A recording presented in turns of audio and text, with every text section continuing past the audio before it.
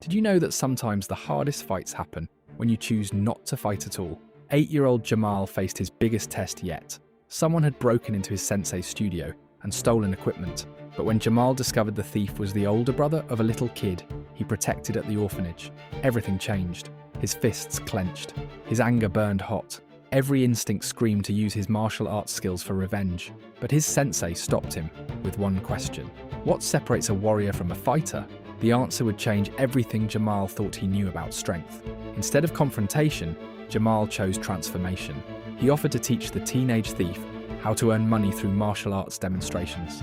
He arranged for the stolen equipment to be quietly returned without anyone getting hurt. It took more courage than any fight ever could.